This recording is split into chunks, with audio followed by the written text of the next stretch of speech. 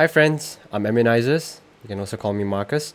I'm going to do a project walkthrough with you guys on my song Movement Control. I started this song about 1 year ago. So from this MCO that the government announced on March, I decided to complete it because it was abandoned for nearly 7 months. Looking at the original file, what I did was that actually I had a melody in my head and I was outside at the time. Inspiration comes anytime when you're not in the studio. You don't want to miss that moment. I recorded the melody on my phone, then I brought it into the project file as soon as I got home. This is how the initial project looks like, and I'll show you. I was humming a melody in my phone, to my phone, and this is how it sounds like.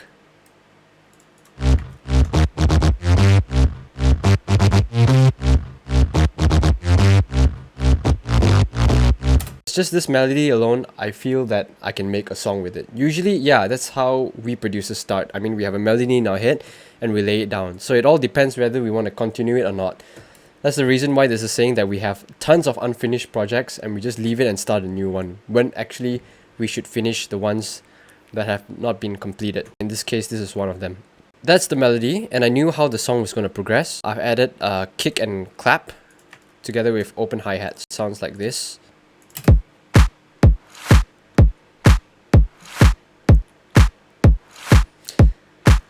As you can see here, there is a reverse clap just to give a little bit of variation every 2 claps. Then the bars are later followed by an open hi-hat.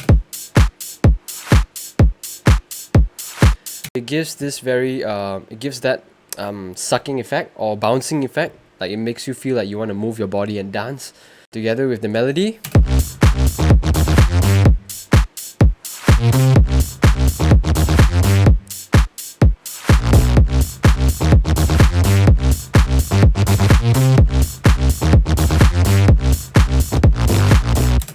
And that was it. So after this, I closed it and I left it for 7 months, and I came back and I decided, you know what, this is the one I want to fix and finish. I've actually continued it on another project. Now it's loading. Ammunizers Movement Control. This project takes a long time to load because there's a lot of things in here. I usually tend to put more and more things when I'm really getting into the song. Right now I'm actually still trying to practice my mixing skills. I feel mixing is like the hardest thing to master. This is how the whole song looks like. Wow, it's much bigger and has more content compared to a simple trap or hip hop song. This is like a typical EDM or hardstyle kind of song. And as you can see, I don't put everything in a tidy manner. Similarly, my mixer tracks are all over the place. So the melody that I've had in my head, which I recorded in the previous project, was actually the melody of the drop. It sounds like this.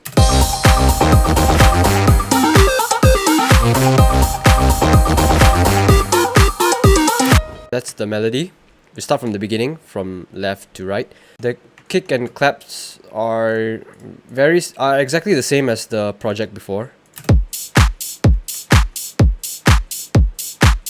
It just goes on and on for the rest of the song. The whole beat is exactly the same here. That's why you need to add in melodies so that you have more variation. On the processing on this, on the kick, I did a low cut at 30 Hertz because usually below that our ears are not able to hear. Actually 20 Hertz to be precise. Just give it a bit of room there. And I've put I've peaked the high end here just to give the kick more of a click, like basically the punch, a high end punch, and a bit of limiter and compressing together, and yeah, so on. The claps and the hi-hats are all similar in the sense that they are usually on the highs. If I were to play it, the frequencies are usually focused on the upper mids to the high ends, so there's actually no there are frequencies in the bottom, but they are not the main frequencies which are needed. Instead, you need they will clash with the bass, which is very dominant here, so that would make the mix muddy. What I did was a low cut. Anything like melodies, cymbals, claps and all that, I usually do a low cut. But of course I could have done a bus to save CPU, then just do one EQ, but I did it for each of them individually. That's for the start. Besides the kick and the clap, there is pads. The pads go like this. No, wait. Hold on.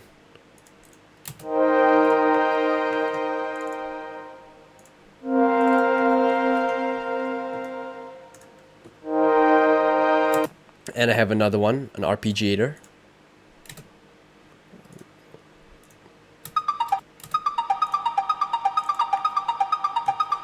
I usually tend to put arpeggiators in my songs recently because I kind of like them. Yeah, it fills in the gaps of some like empty or quiet parts of the song. Both of these are running a plugin called Serum, which I think it's the best for sound design, but I'm still trying to master sound design. At my level, what it is that I went through some presets and I tweaked a bit of the parameters such as the release and sustain, decay and attack. That's how I came about to it. So until I like the sound.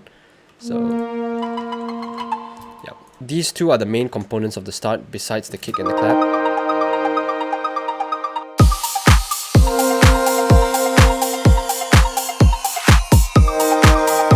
The next section, the piano and the bass starts to come.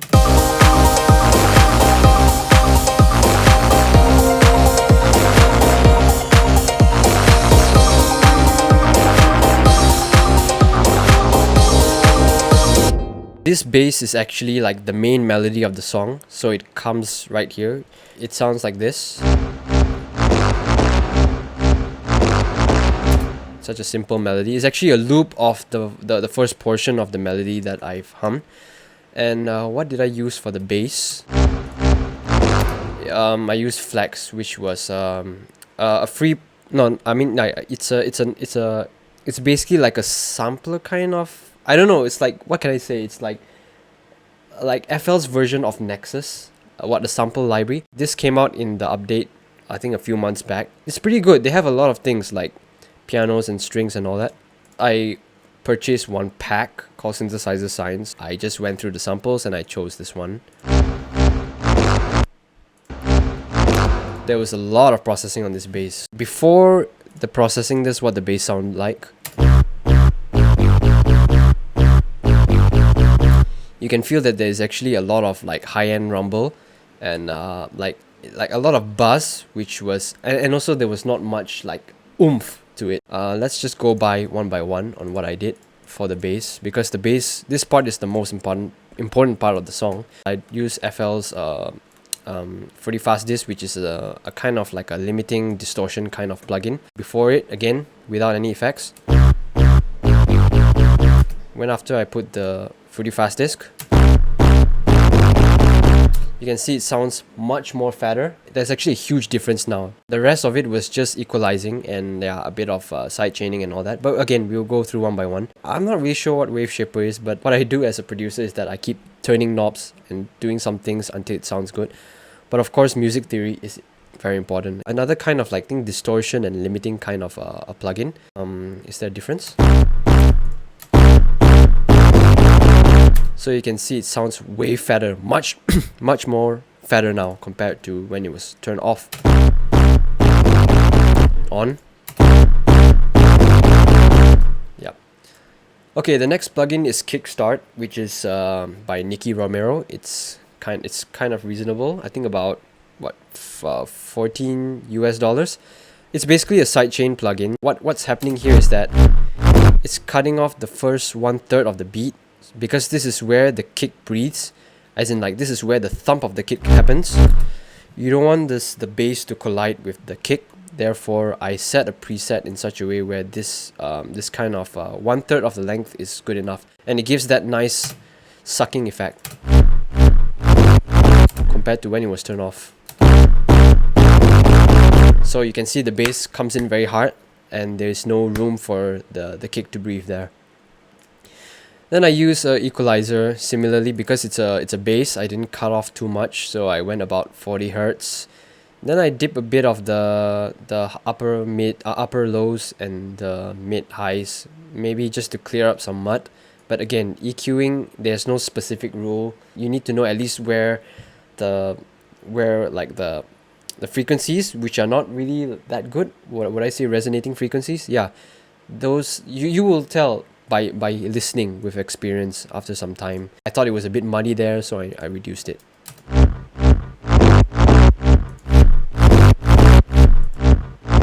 You can see that after the EQing, the crisp of the bass has been gone because of that high end cut. I'm not really sure why I did it then, but I compensated it with a sausage fattener by Dada Life. Really good plugin. It's good for making your bass sound fatter. This is before again, after sausage fattener. I can tell that the bass actually came back, but instead before the EQ it was actually, there was too much highs. So I put in the high and I slapped back a sausage fattener to compensate the loss of the oomph of the bass. That's it. Next is the reverb. Just a very short decay time. Reverb is basically like an echo kind of effect, so it makes the bass sound even wider by giving it echo. But I use only 1 second as a delay because the notes were coming quite constantly. The next note comes in like about less than a second. I put it about 1 second because if it's too long, it's gonna, I mean, the tail of the reverb is going to like, it's going to continue when the next note hits and it sounds really bad. Stereo enhancer. I don't think, yeah, there's a bit of stereo separation. And moving on, this is TDR Nova, which is a free plugin. You can get it from Tokyo Dawn Records. They have the paid version. I think this is a dynamic equalizer. What it does is that, as you can see, some of the frequencies in this bass, especially at 100 to 150, 200 hertz, was actually quite harsh. I've actually created a threshold. It acts as a kind of a compressor, but in the form of a frequency spectrum. What happens is that when a frequency band passes through the threshold, then there will be a compressor, which is like, no, I mean, there will be compression happening on that particular frequency spectrum. Without it,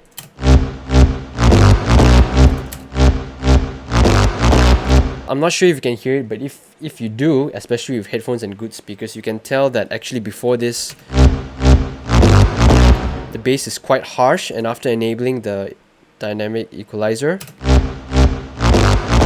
you can see that it is much more uniform in terms of like the loudest part and the lowest part of the bass. But again, this should be done by listening to it together with the mix. I add in a limiter so that the highest points are like chopped off. Actually, I could have used a compressor, but in this case, since this bass is so fat, I didn't mind cutting a bit of the peaks. And last but not least, a filter. So this was actually used in some part of the song where I actually like did a cutoff automation. I think it was in the start. Yeah, that's pretty much it for the bass. That took a while to go through. It's because actually the bass is the most important part of this song because it stands out. The next thing that comes in is the piano. That's for the first time now, again, together with the bass.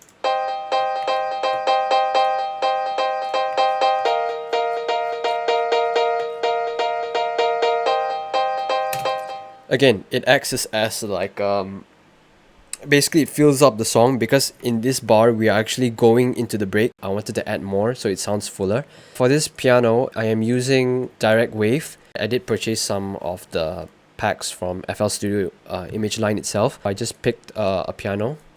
I'm not sure why it's not playing now. Yeah, so it became like this.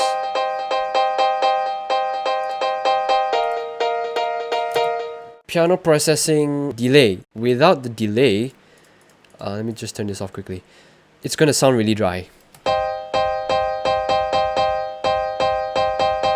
So what delay does is that it creates like a bouncing effect. When the note hits, there will be an echo, which you can tune the rate of it and how long you want it to like to be audible before it fades off.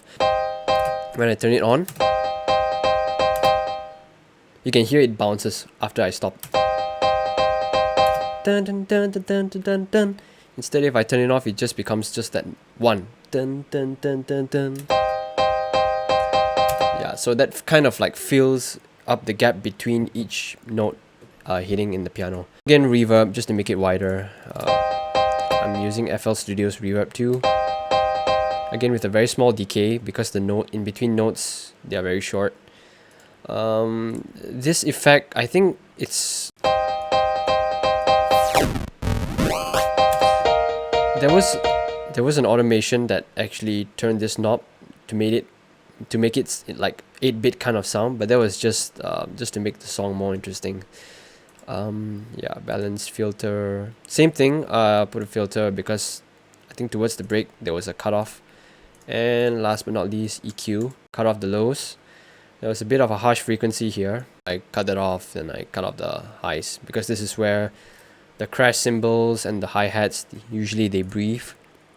So that's pretty much it for the intro.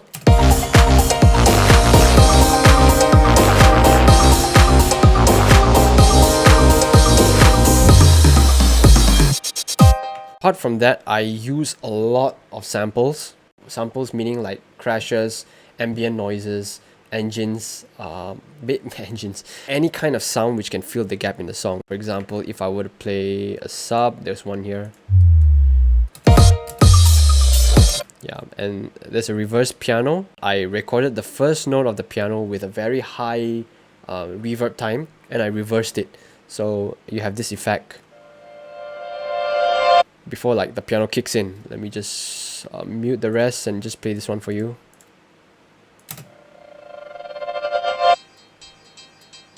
Wait, hold on. So it gives that kind of sucking effect. I did an LFO on the volume just to make it more interesting, because when it's off, I mean it's fine, but I just want to have some fun. It LFOs on the volume. I did it the same together with the sub. Oh no, that's the crash, sorry.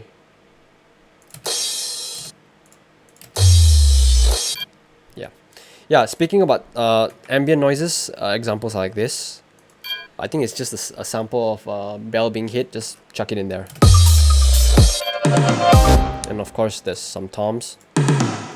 I believe these toms are from Direct Wave. Oh no, it's a sample from, I think, FL Studio's sample pack. That's what I mean by samples. So like all these kind of short, weird noises can be anything. Ambient noises, white noises, I just chuck them in to fill in the gaps. Moving to the break, pretty much similar, we have the piano. What's new here is that we have a sub bass coming in and the lead.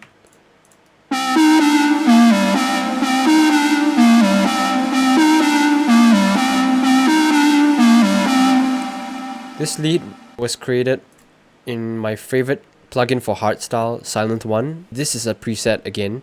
So I was just going through presets and I thought, okay, how about we put this? Maybe I might change it later, but turns out that I didn't. So I turned down the cutoff just a bit because it sounds too high. There was too much high end, so I cut it off. I mean I chopped it off with lowering the cutoff filter knob. Very simple actually. I just put one EQ and a limiter, so that's pretty much it. I didn't even do anything drastic for this lead sound. And the next thing is the sub bass. The sub bass. Wait, I don't hear the sub bass. Hold on. Okay, sub bass.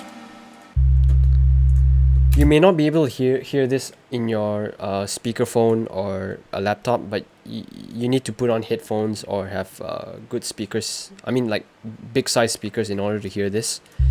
So the sub bass is just a sub bass preset from Citrus, which is FL Studio's own synthesizer. And I guess the sub bass is actually not that much processing too. It's just fruity parametric EQ. I cut off the highs, and of course compression, and this is just for volume automation. The thing here is that I made my sub bass into mono. So this is actually a knob. On the left it goes to stereo, on the right it goes to mono. Like kicks and all that and sub bass must be in mono because they are like this. It's like they are the central. I mean, basically you want it to sound in the middle, like the center of the song. I don't know how to explain it better again, but yeah, that's what it means. Usually your leads will be in stereo, while your basses, your low ends are usually in mono. If we listen to it now.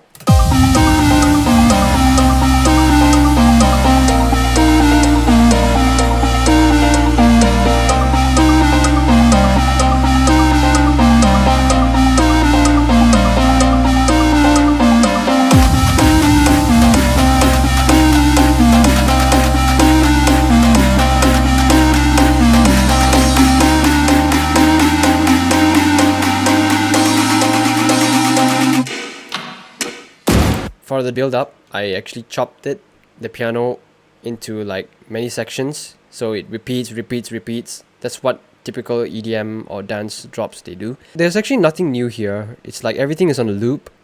You have crashes here and there, and reverse crashes, and a lot of white noise, and yeah, your snares, such as this snare. Then I put in one sample. It's actually a build-up drums. Let's take a listen.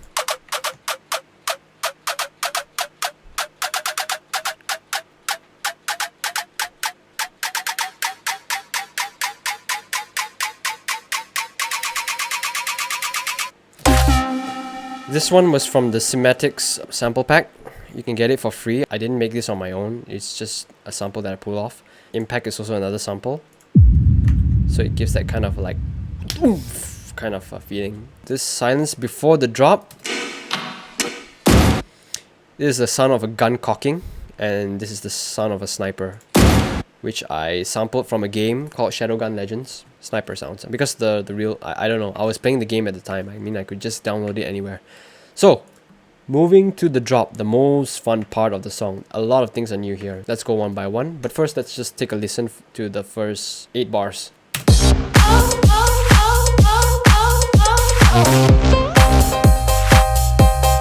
Get it when I get back.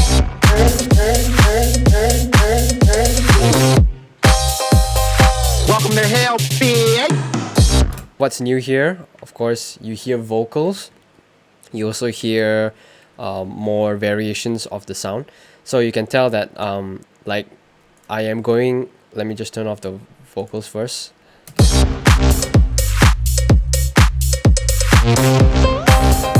So you can see it starts as a lead, then it switches to the piano, and it switches to the lead back. During the switch, I like to put rides. I'm a huge fan of the rides because it makes it so catchy. Every few 8 bars, I put in the ride. The main thing, like I said, was the vocal. This sample was from, I think, FL Studio's vocals sample pack. So the original vocal was, let me turn off the effects. There we go. What I did was that I pitched it up and I stretched it a bit so that it fits in the song. I chopped the vocal up and it had this effect. It kept repeating.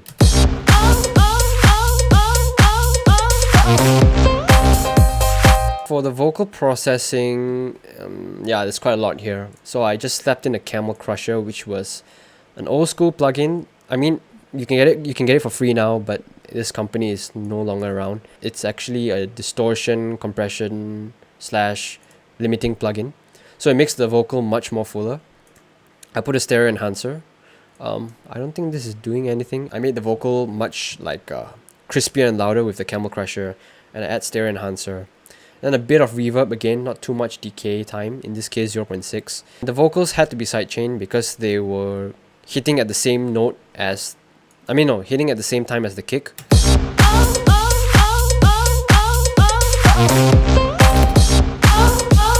I had to make some room for the kick to breathe in at that point. I wanted to edit the vocal in Vocodex, but I turned it off eventually. That shouldn't be there. And of course, limiter, cut off the highest points of the sound, because you don't want it to start clipping in the master channel. That's pretty much it for the vocals. I mean, like, all the other vocals go through the same processing chain.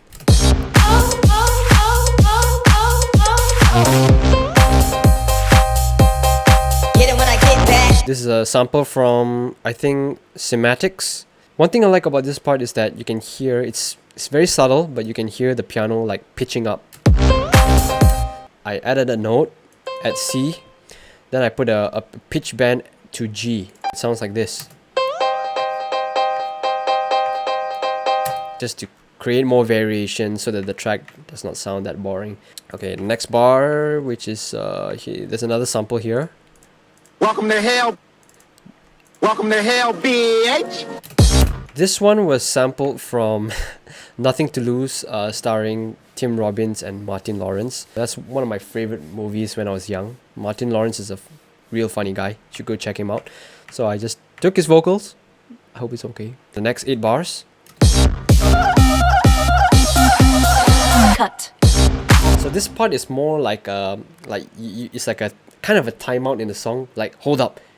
Okay, we're building up again. The drop is gonna come back again, but just for 2 bars. Welcome to hell, bitch.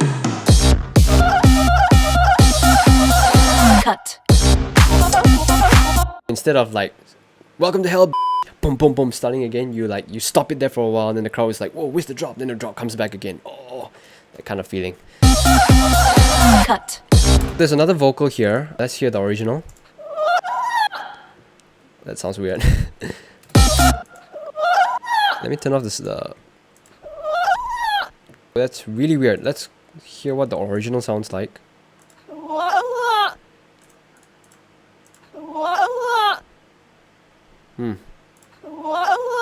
I think I've processed it. I processed it. Oh my god. I processed the sound before this, so it sounds really artificial. And even without the channel rack. I think she's just, the vocalist is just saying, oh, that's all. It goes on. Cut.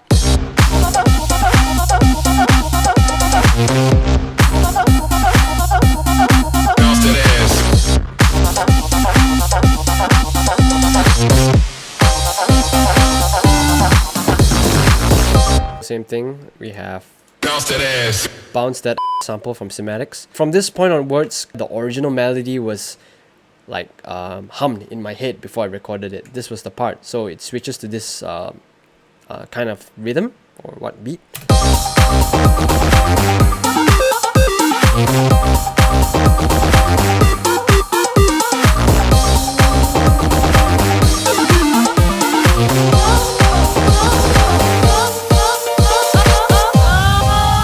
We have a lead coming in. Actually, it came before this, which was this one. To fill in the gaps, instead of the piano, this thing happened. This part.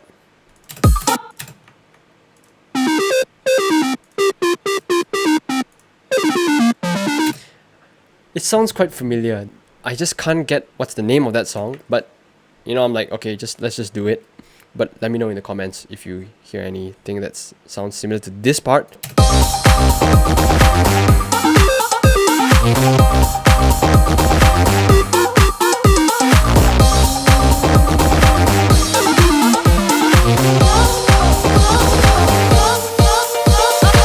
That's the first part, the end of the first drop. I kind of like have like 3 sections. The first one, then followed by the second one with a different vocal. Then it switches to this, like, this lead takes over. So it fills in the gaps between every of the piano. And we go to this, what do you call this? The break again for the second climax.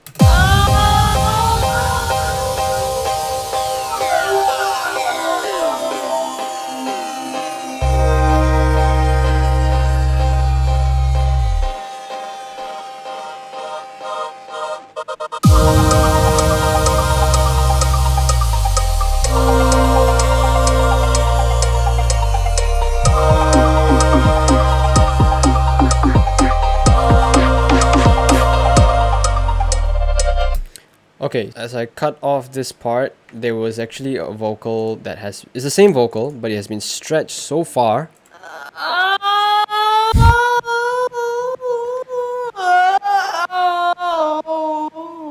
Yeah, it sounds really weird on its own, but it fits in the mix. Then followed that was, the pads came back with the sub bass. It gives that kind of like, it gives the song a continuation, you see. Like if you were to put a pattern in the front and never use it again in the song, you'll feel that, like the first part, the first half and the second half, they don't really match. So I'm trying to make it as consistent as possible. I brought back the pads, same thing as the start. Oh yeah, I added choir. This is from, this is from Direct Wave, again, FL Studios sample pack for a choir. It's not the best. I know there are some better options, like I'm not sure where, like in Contact or what, but this is all I have now. It does the part.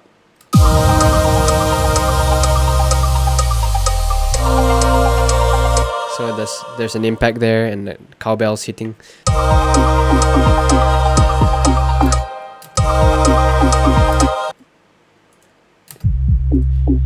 From this point you can hear the kick and the bass. Like I mentioned, I added a filter to the equalizer. Now it's taking effect. I wanted the kick and the bass to like slowly fade in from like low frequency to high.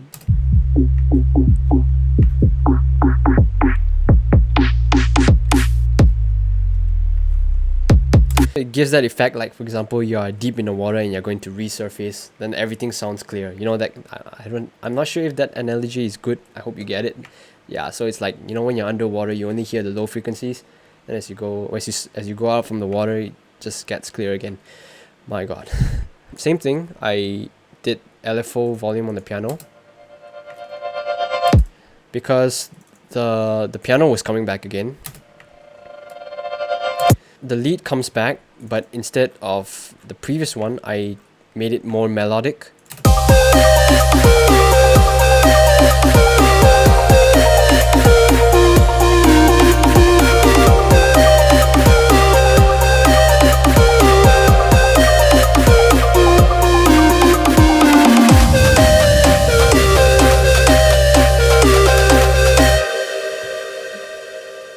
The build-up is pretty much the same. It's just that the lead now is an octave higher, and I placed more variations here so that it's not the same as before. I usually tend to create my second drops a bit different from the first. No, in this, not drops. I mean, I try to create my second build-ups a bit different from the first.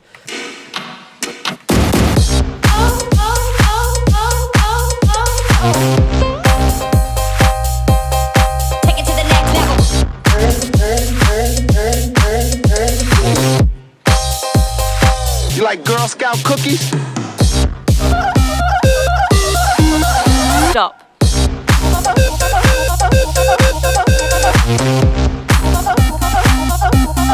Bring the house down.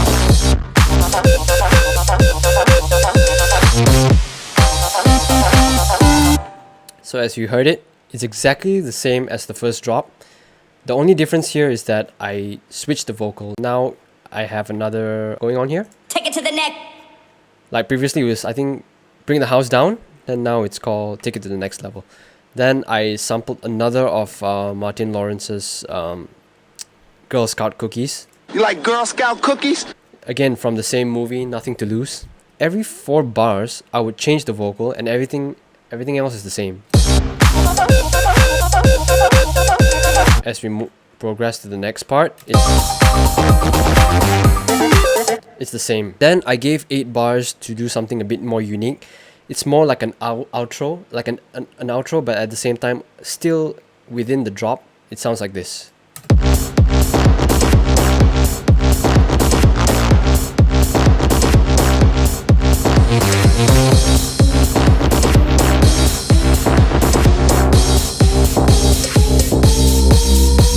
As you can hear. Hold on. It gives that like pumping kind of vibe, like a sucking effect. The sucking effect is happening because of the bass. The bass has been sidechained by the kickstart. If I were to turn it off, you can hear that the bass has overwhelmed the kick. But with the sidechain on, you can hear the kick, and at the same time, from after the kick hits, you can hear the bass coming back in. So it gives that sucking effect, which is really nice from a producer standpoint and to your ears. I hope so. I added this sample.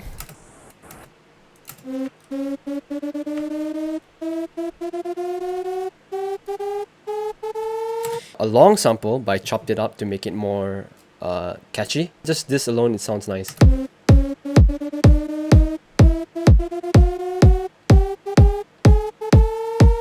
I created an automation clip where the cutoff frequency knob happens, so it cuts off the highs. That's why the bass like sounds very low towards the end.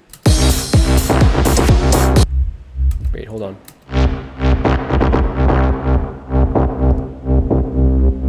So From my analogy just now, it's like the opposite. Instead of like going up from beneath the water, you're like going back into the water. So it has that kind of effect. The outro is pretty much the same. It's basically the repetition of the intro, just that it's switched because now we are going from more elements to less elements.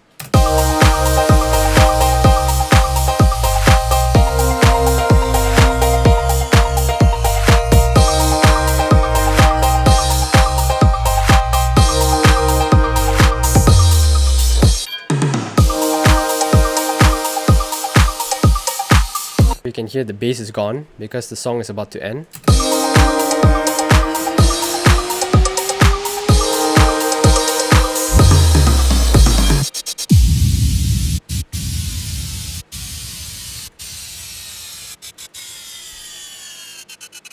I'm just having fun here, so I just chop it up again just to be more creative. You notice it's exactly the same as